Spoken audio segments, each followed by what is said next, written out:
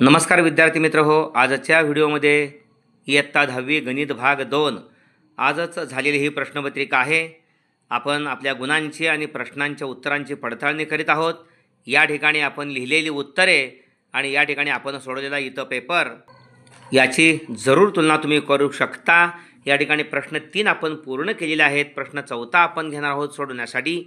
खालील उपप्रश्न सोडवा. कोणतेही 2 या ठिकाणी 3 असतात, 2 सोडवायचे असतात. प्रत्येकी 4 गुण, 8 गुणांचा प्रश्न आहे. खालील आकृतीमध्ये DE समांतर BC, DE या ठिकाणी 4 सेमी दिलेले आहे. BC या ठिकाणी त्याच्या दुप्पट म्हणजे 8 सेमी दिलेले आहे. एरिया त्रिकोण ADE 25 सेमी वर्ग दिलेला आहे. तर त्रिकोण ABCचं क्षेत्रफळ काढायचं आहे. या ठिकाणी आपल्याला हे जे 2 त्रिकोण आहेत त्या ठिकाणी ADE आणि ABC हे 2 आपल्याला समरूप दाखवायचे आहेत. यासाठी हा A सामायिक कोन आहे. कोन DAE एकरूप कोन BAC सामायिक कोन आहे. इथं नमूद केलेलं आहे. हे 2 त्रिकोण विचारात घेतलेले आहेत. त्रिकोण ADE व त्रिकोण ABC मध्ये कोन DAE एकरूप कोन BAC सामायिक कोन आहे.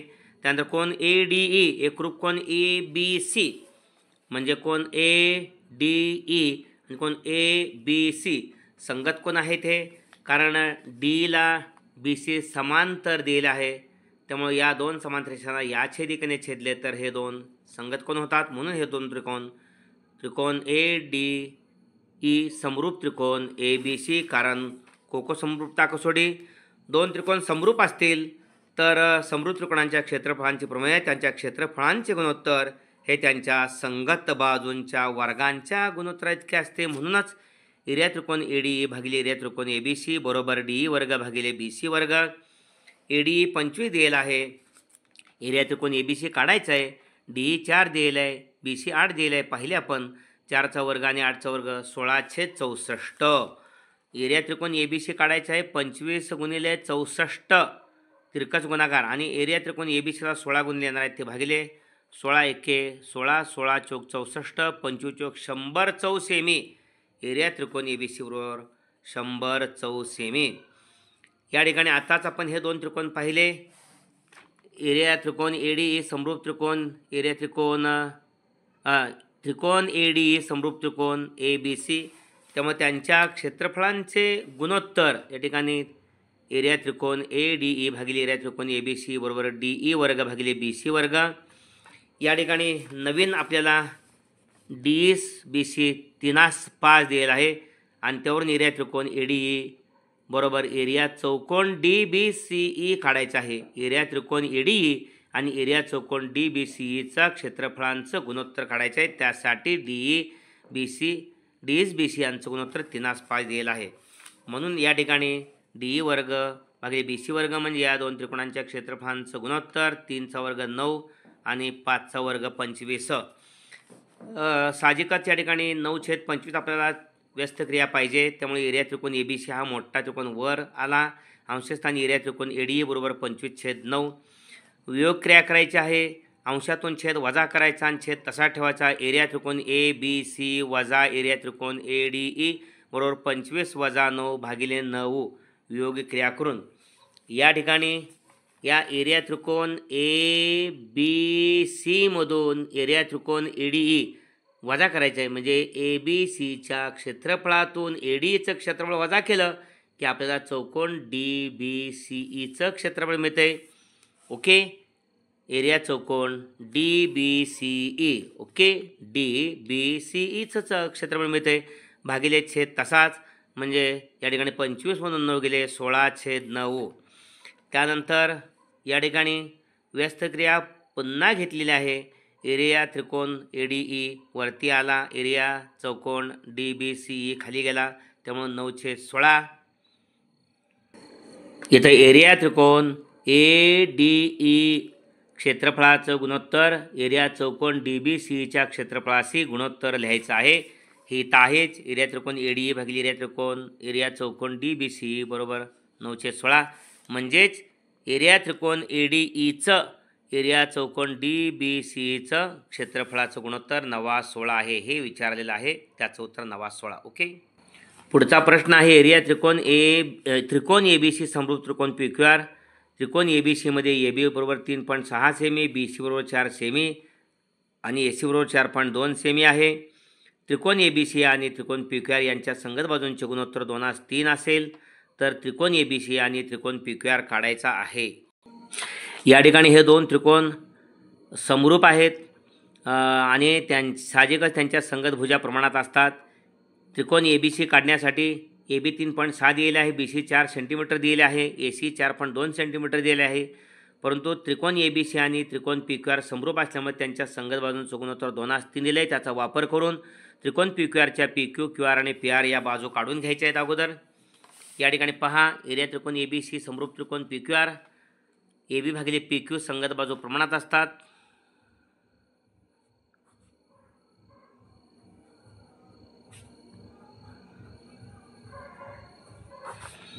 संगत बाजू प्रमाणात असतात.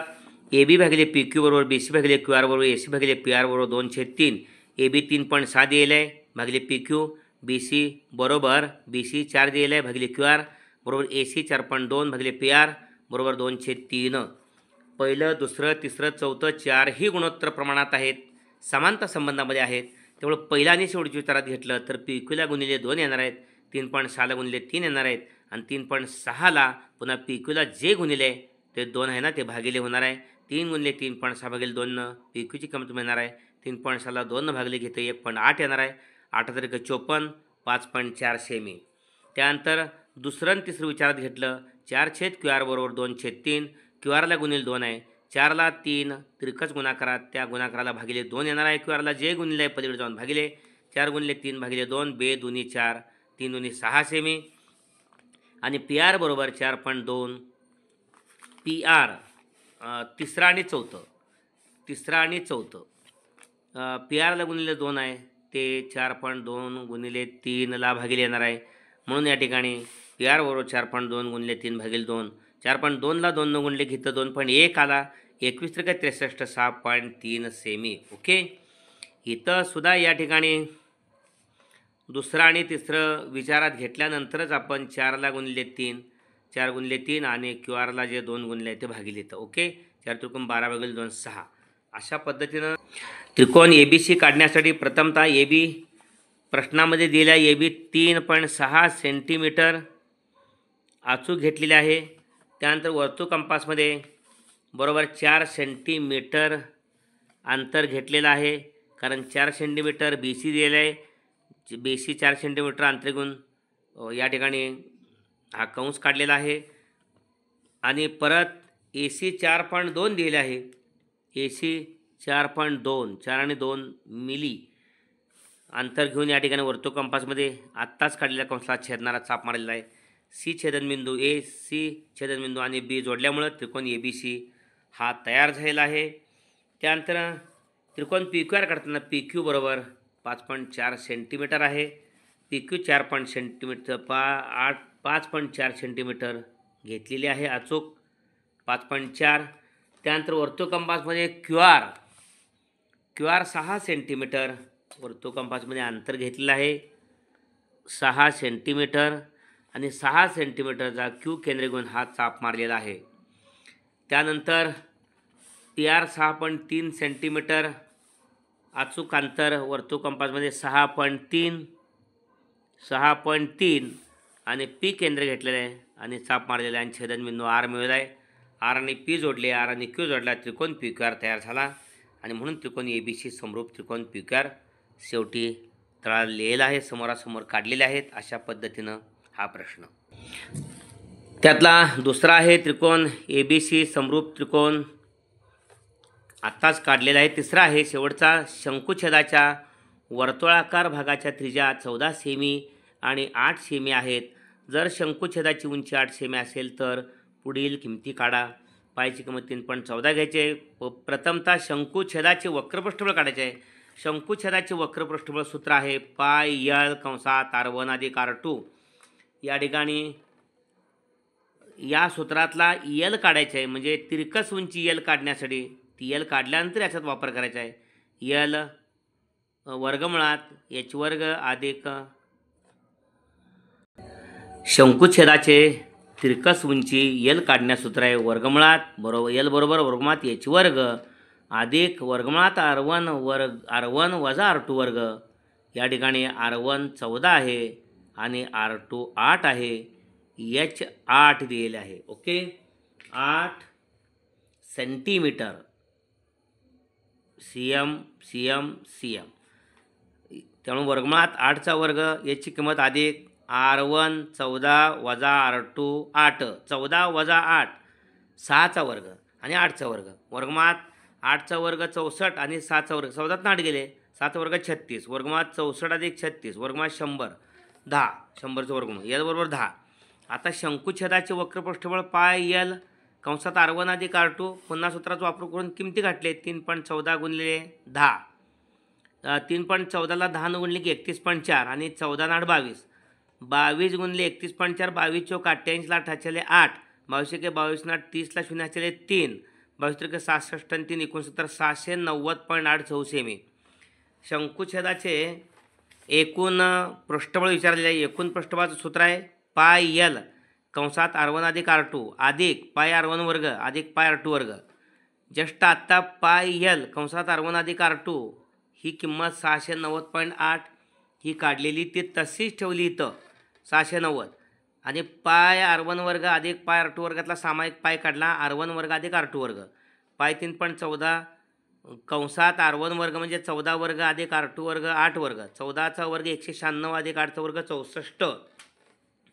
196 आणि 64 220 260. 6 4 10 19 25 26. या ठिकाणी 690.8 हे 3.14 गुणले 260. 26 चौक 4 दर्शेला 4 हाचे आले 10. 26 एके 26 आणि 10 36ला 6 हाचे आले 3. 26 त्रिक 78 आणि 3 81. दशांशचिन्ह देऊन 0 दशांश तिसऱ्या ठिकाणी दिलं 816.40 म्हणजेच 816.4 आणि 960 690.8 अधिक 816.4 बेरीज 8 4 12 2 हाच्याला 1 6 0 या ठिकाणी 6 आणि हाच्या 1 7. परत 9 1 10 0 हाच्याला 1 8 14 1 15 1507.2 चौसेमी. शंकुच्छेदाचे घनफळा सूत्र 1/3 पाय एच कंसात R1 वर्ग अधिक R2 वर्ग अधिक R1 गुणिले R2. याच्यामध्ये 1/3 3.14 पायची किंमत एच 10 R1 वर्ग 14 वर्ग अधिक R2 वर्ग 8 वर्ग अधिक R1 गुणिले R2 14 गुणिले 8. 1/3 3.14 गुणिले 10 31.4 हे भागिले 3 आहेत.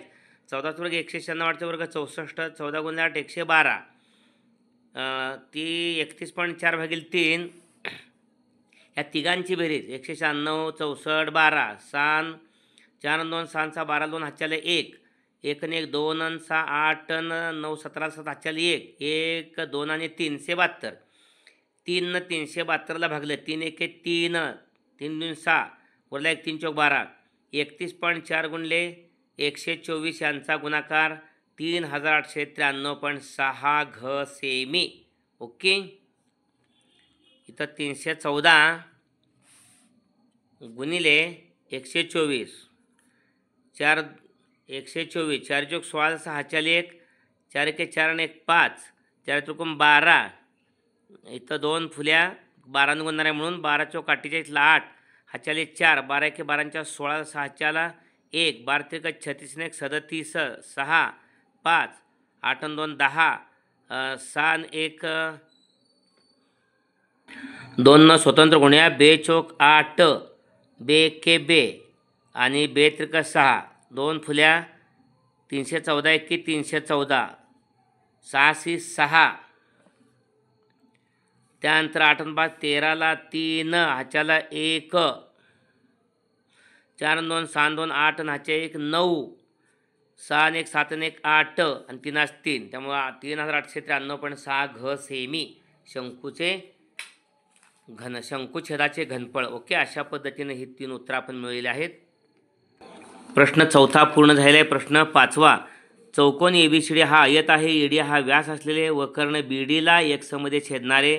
AXD हे अर्धवर्तुळ आहे. जर AB बरोबर 12 सेमी, एडी 9 सेमी, तर बी डी आणि बी एक्सच्या किमती काढा.